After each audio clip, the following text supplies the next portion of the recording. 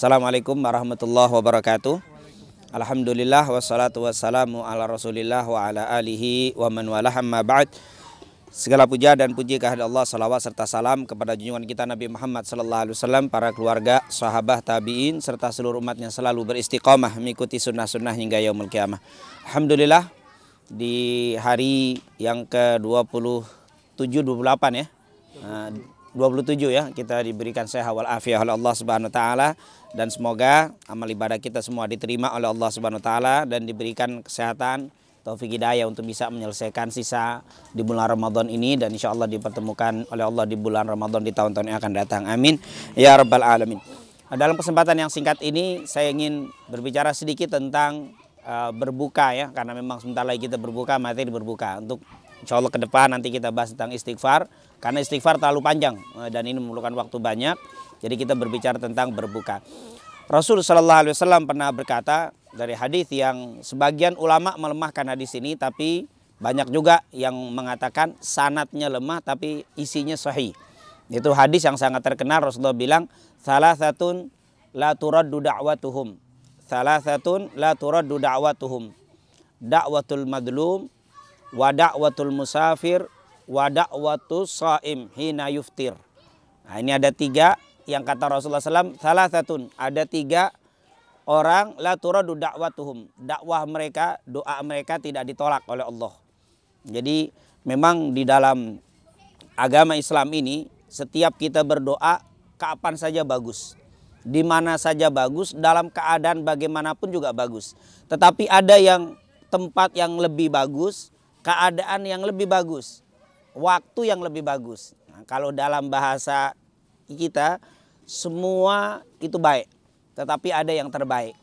Kadang-kadang ada orang yang salah memahami. Kadang saya suka ditanya, Ustadz, saya ini kalau mau menikahkan anak atau mau khitan misalkan, atau mau bikin acara, hari baiknya kapan? Nah, ini salah. Kalau kita bilang hari baik, berarti di luar hari itu berarti hari buruk. Tapi kalau bertanya hari yang terbaik boleh. Nah, karena semua hari baik, tapi saya ingin mencari hari yang itu boleh. Karena memang Islam ini Allah jadikan semua bumi ini baik, semua tempat baik. Tapi yang terbaik ada wilayah haram Mekah dan Madinah yang dikatakan di situ Haramain. Itu ada yang terbaik, tapi semuanya baik. Waktu semuanya baik, tapi ada yang terbaik. Kalau dalam satu hari yang terbaik itu sepertiga malam. Nah, kalau kita bangun Qiyamul Lail itu yang terbaik. Kalau dilihat dari minggu itu yang terbaik Senin Kemis. Senin Kemis ini yang terbaik. Oleh karena itu Indonesia saya suka protes kalau ada yang suka menjelekkan Senin Kemis ini. Karena istilah Senin Kemis kan buruk.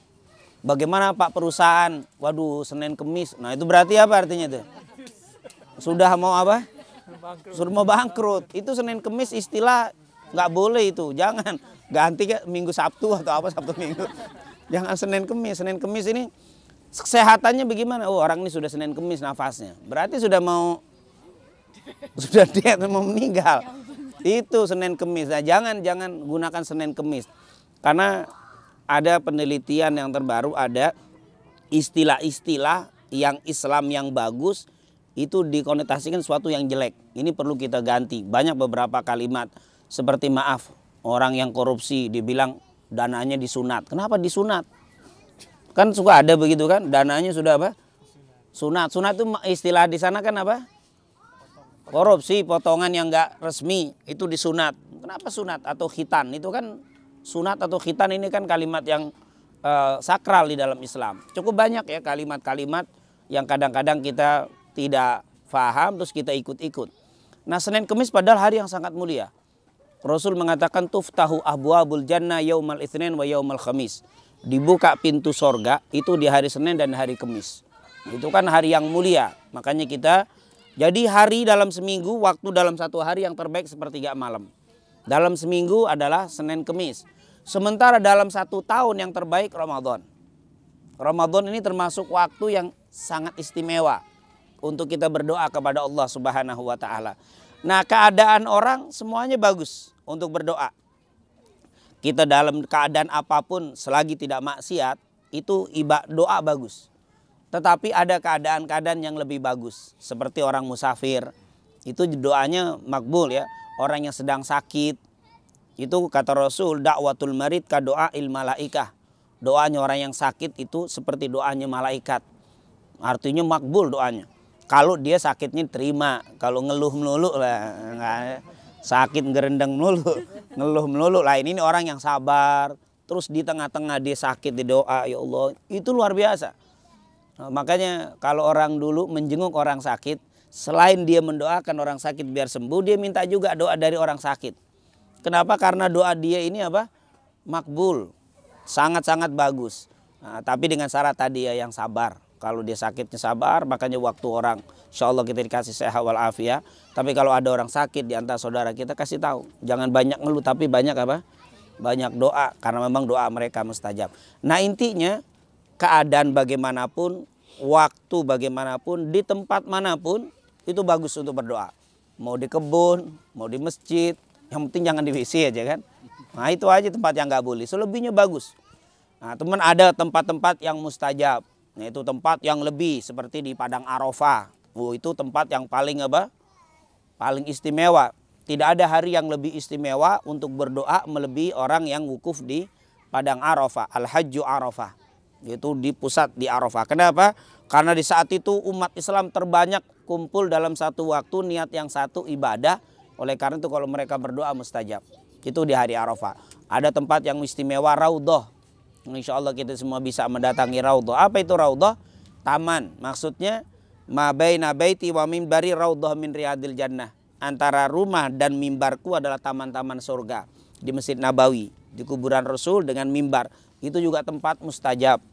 Atau di antara rukun Yamani atau Hajar Aswad dengan rukun Hajar, di antara Hajar Aswad dengan pintu Ka'bah yang disebut dengan Multazam. Ada tempat-tempat istimewa. Tapi semua tempat baik. Nah di sini di hadis ini Allah menyebutkan 3 yang kata Rasul sallallahu alaihi wasallam, salah satu la turadu da'watuhum. Ada 3 golongan yang kalau mereka berdoa tidak ditolak. Yang pertama dakwatul madlum. Doanya orang yang terdolimi. Nah, orang yang terdolimi ini tidak melihat itu orang ahli ibadah atau bukan ibadah. Orang kafir atau non kafir atau orang muslim. Misalkan ini ada orang kafir, kita sakiti, kita ambil haknya, kita fitnah. Padahal dia tidak melakukan itu. Dia kalau bersumpah kena itu. Itu walaupun mereka bukan non-Islam, walaupun bukan orang Islam. Tapi kalau kita dolimi, terus dia bilang dengan Tuhannya, dengan menyebut apa? Dia sumpah kita, kena kita. Ini makanya kata Rasul, ittaqu da'watal madlum. Hati-hati jangan mendolimi orang. Tanpa melihat apa? Agama. Siapapun jangan didolimi. Bahkan binatang saja kita tidak boleh dolimi. Nah, apalagi dia orang soleh, beriman, baik. Kita dolimi. Wah itu tambah lagi. Ini hati-hati. Ini mesti berhati-hati. Siapapun. Kata Rasul, ittaqu da'watal madlum. Takutlah kamu terhadap doanya orang yang terdolimi. Nah ketika menjelaskan hadis itu, kata ulama, orang yang terdolimi itu keadaannya ada 2 macam. Yang pertama, sumpahnya diterima. Kalau dibilang misalkan dia Islam atau non-Islam. Ya Allah biar orang ini jangan sampai mati kecuali merasakan seperti yang saya rasakan, disakiti. Itu kita sebelum meninggal pasti merasakan itu. Kalau memang kita betul-betul didolimi. Ya tapi sumpahnya sumpah wajar ya. Jangan ada yang berlebihan. Cuman dibilang tuh orang jelek disumpahin biar tabrak truk tuh orang itu. Kan kejauhan.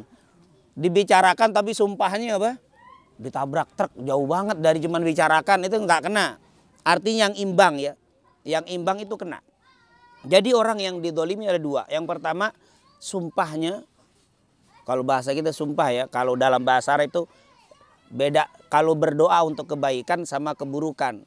Kalau dalam bahasa Arab da'a lahu itu untuk kebaikan. Tapi kalau da'a alaih untuk keburukan. Itu sama-sama da'a, cuman lahu sama alaih. Kalau bilang begini, ud'u alayya, berarti kita bilang sumpahin saya. Itu kalau ud'u alayya, kalau dalam bahasa Arab ngomong ketemu orang soleh, ud'u alayya artinya sumpahin saya itu. Bukannya apa? Tapi kalau bilang ud'u li, kalau sama-sama ud'u li, doakan saya untuk kebaikan. Nah sumpahnya orang yang terdolimi ada 2. terdolimi kalau dia bersumpah sampai. Atau yang kedua, kalau dia berdoa kebaikan juga akan diijabah. Tapi nggak boleh ngambil dua-duanya, nyumpah juga, kebaikan juga. Nggak, pilih salah satu. Kalau kita lagi difitnah sama orang, saat itu kalau Anda berdoa, ya Allah berikan kebaikan untuk kita, doa makbul. Atau ngambil dua, ditinggalkan doa kebaikan untuk diri, kita doa untuk apa? Kehancuran. Ya Allah, hancurkan si fulan yang telah memfitnah saya, berikan ujian kepada dia, kena juga. Nah, tinggal pilih mau nyumpah atau doa kebaikan. Tapi kebanyakan orang gimana nih kalau didolimi? Kadang-kadang nggak sabar nyumpahin orang, sayang padahal. Di saat kita disakiti itu pilihannya dua, mau nyumpahkan untuk kehancuran orang atau untuk kebaikan diri. Lebih baik saat didolimi apa? Karena kan nggak ada untungnya kita dia hancur, apa untungnya, hanya puas juga. Mungkin puas kadang-kadang ya. Puas dia ngeliat hancur. Enggak, kalau sesuai, karena itu haknya kita. Karena kita didolimi, itu hak Allah kasih. Makanya Rasulullah bilang, takutlah terhadap sumpahnya orang yang terdolimi. Karena memang Allah terima, karena kita difitnah. Nah ini jadi di sini haknya dia. Tapi tidak boleh berlebih tadi. Tidak boleh berlebih. Sumpah serapah. Oh iya, sumpah serapah sembarangan. Nggak ada apa-apa, nggak bisa. Ini yang terdolimi. Nah ini dakwatul madlum. Ini 3 doa yang bakal diterima oleh Allah. Yang pertama doa orang yang terdolimi. Kemudian yang kedua, terdolimi tentunya di sini bukan hanya fitnah ya, bukan hanya dipukul, bukan hanya apapun yang meletakkan sesuatu bukan pada tempatnya itu namanya dolim. Dolim itu lawannya adil. Kalau dalam bahasa Arab dolim itu wad'u syai'in fi ghairi mahallihi. Meletakkan sesuatu bukan pada tempatnya itu namanya dolim. Sendal saya taruh di sini, itu dolim itu saya. Sendal taruh di sini. Di depan orang apa? Ini namanya dolim. Dolim itu meletakkan sesuatu bukan pada tempatnya. Kalau adil lawannya wad'u syai'in fi mahallihi, meletakkan sesuatu pada tempatnya. Tapi bukan berarti anak kita yang SD sama kuliah uang jajannya sama. Itu bukan adil itu namanya. Itu dolim namanya. Enggak sama, saya sih adil. Yang ini $5, nih $5 juga. Ini bukannya adil, itu namanya apa? Dolim. Jadi adil itu bukan berarti berbuat sama, bukan. Meletakkan sesuatu pada tempatnya itu namanya adil. Meletakkan sesuatu bukan pada tempatnya itu namanya dolim. Nah, doanya orang yang terdolimi, saya tidak melakukan itu tapi orang tuduh saya melakukan itu, ini dolim. Saya tidak berbuat, dia tuduh, fitnah, ini dolim, berarti saya terdolimi. Saat itulah kita berdoa makbul. Yang kedua, dakwatul musafir, doanya orang yang musafir. Orang musafir itu doanya makbul, diterima. Tapi Ustadz, kita di sini kan musafir semua dari Indonesia nih. Nah, gimana kita? Oh iya, kita memang musafir tapi udah lama kita, apalagi sudah dapat green card, udah bukan musafir lagi, sudah orang sini. Karena kata-kata musafir itu memang kata-kata musafir itu orang yang terasing ya. Terasing dari keluarga itu termasuk musafir. Tapi yang dikatakan musafir di sini yaitu kita apa? Mengadakan perjalanan yang jauh, yang dapat qashar sholat ya. Kalau ibu bapak nggak boleh qashar lagi di sini, musafir terus ini tiap tahun. Nah, selesai sudah. Nah, di dalam perjalanan kita masih jatah itu musafir. Doanya orang musafir itu cepat diterima. Walaupun tentunya kata para ulama ketika kita terasing dari keluarga, lalu kita berdoa dengan mengeluarkan air mata juga itu lebih cepat ya. Karena ketika kita berdoa dengan kata Rasulullah SAW, Allah malu untuk tidak mengabulkan doa orang yang mengeluarkan air matanya. Subhanallah, Allah malu. Berarti di sini kadang-kadang keadaan jauh dari keluarga kita doa itu lebih menyentuh. Maka keluarkan air mata itu maka termasuk salah satu. Nanti kalau kita berdoa ada adab-adabnya. Etika untuk lebih dipercepat doanya dikabulkan oleh Allah. Salah satunya tadi apa? Mengeluarkan air mata. Bahkan kata para ulama, berdoa engkau mintalah sama Allah dalam keadaan menangis. Kalau nggak bisa bagaimana caranya supaya nangis gitu apa? Menangisnya apa? Kalau kata Imam Ghazali, menangislah kamu karena tidak bisa menangis. Jadi menangis karena nggak bisa nangis, itu nangis juga itunya. Kok orang bisa gampang nangis baca Quran, nangis dengar doa yang menyentuh, dia nggak nangis. Kata Imam Ghazali, menangislah kamu karena kamu tidak bisa nangis. Jadi nangisnya lain, kalau itu nangis tersentuh, kalau ini ya Allah kenapa saya nggak bisa nangis juga. Maka itu juga nangis juga. Nah ini doanya orang yang mengeluarkan air mata itu makbul. Kemudian nanti yang ketiga yaitu dakwatus shaim. Dakwatus shaim hina yuftir. Dalam riwayat da'watus shaim hatta yuftir. Doanya orang yang berpuasa sampai berbuka. Di dalam riwayat yang lain hina yuftir. Doanya orang yang berpuasa saat berbuka. Berarti saat berbuka itu merupakan salah satu waktu yang mustajab. Seperti waktu-waktu yang saat ini. Makanya kita kalau ada kajian sebelum berbuka kita doa dulu. Karena memang waktu-waktu itu adalah termasuk waktu yang mustajab. Makanya Rasul pernah mengatakan dalam hadis sahih. Lisaimi farhatani. Farhatun inda liqa'i rabbihi wa farhatun inda fatrihi. Dua kebahagiaan bagi orang yang berpuasa, kata Rasul. Farhatun inda fatrihi. Berbahagia saat dia berbuka. Kenapa kok berbahagia saat berbuka? Bukan hanya sekedar boleh makan. Kalau boleh makan masih apa juga yang tadinya nggak boleh makan itu apa? Bahagia. Tapi kata ulama maksudnya Rasul bilang orang yang berpuasa itu ada dua kebahagiaan. Bahagia saat berbuka. Kenapa? Selain yang tadinya tidak boleh makan nanti kita boleh makan. Tapi yang kedua karena saat kita mau berbuka doanya mustajab. Doanya mustajab luar biasa. Ini kebahagiaan yang tidak Allah berikan kecuali kepada orang puasa. Seandainya di sini ada yang nggak puasa tapi pura-pura girang, tetap aja girangnya beda itu. Apa? Alhamdulillah udah boleh buka, padahal tadi nggak puasa. Itu beda, makan itu lain sama orang yang apa? Yang berpuasa. Walaupun orang tidak tahu, walaupun dia takbir, Allahu Akbar sudah puasa sudah buka, tetap aja lain. Itu hanya di mulut, di hati Allah nggak kasih kebahagiaan seperti orang yang berpuasa. Karena Allah sudah jamin. Maaf, misalkan ada orang yang tidak makan, nggak dapat makanan, terus kita ajak makan bareng, beda tetap. Allah nggak kasih itu rasa bahagia khusus. Orang yang berbuka itu beda. Bahkan saat kebahagiaan kita sampai kita nggak lihat makanannya apa. Waktu kita ngebul minum air putih aja. Alhamdulillah, coba dari pagi nggak dapat makan cuman begini doang.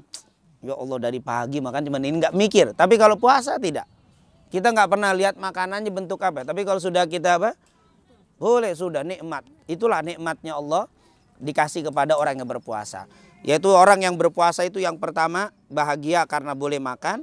Dan dikasih kebahagiaan dalam hati. Yang ketiga doanya makbul. Inilah doa. Makanya alhamdulillah dalam waktu yang sangat singkat ini kita gunakan untuk banyak berdoa dan insya Allah dengan waktu yang mustajab ini Allah kabulkan doa-doa kita semuanya, amin ya rabbal alamin. Dan insya Allah setelah maghrib nanti kalau masih belum kedinginan sambil nunggu waktu isya kita sedikit bicara tentang etika adab berdoa. Nah, bagaimana supaya doa kita cepat mustajab dan lebih sempurna di dalam pandangan Allah Subhanahu wa taala, amin ya rabbal alamin. Langsung. Baik. 5 menit mungkin satu pertanyaan sebelum kita tutup dengan doa. Silakan. Waalaikumsalam warahmatullahi wabarakatuh. Pak Ustadz bilang bahwa kita harus usahakan menangis kalau berdoa supaya lebih makbul. Nah kalau misalnya kita yang misalnya susah menangis, betul itu karena hati kita mengeras. Misalnya ya udah anteng-anteng aja susah nangis, itu kira-kira karena apa? Iya, dulu pernah ada seorang datang kepada Rasul sallallahu alaihi wasallam. Ja'a rajulun ila Nabi sallallahu alaihi wasallam yasku an qaswata qalbihi, yasku an qaswati qalbihi. Kata Abu Hurairah radhiyallahu an dan juga dari Anas bin Malik dan Ibnu Umar radhiyallahu anhum, ada seseorang datang ke Rasul. Yasku, dia mengeluh an qaswati qalbihi, tentang hatinya yang apa? Keras, nggak gampang tersentuh.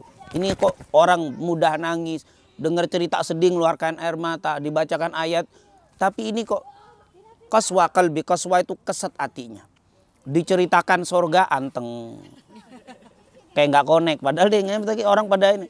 Diceritakan neraka nggak ada takut-takutnya, biasa aja, serem. Cerita kubur nggak ada. Kan kalau orang itu diceritakan tentang azab kubur ada apa?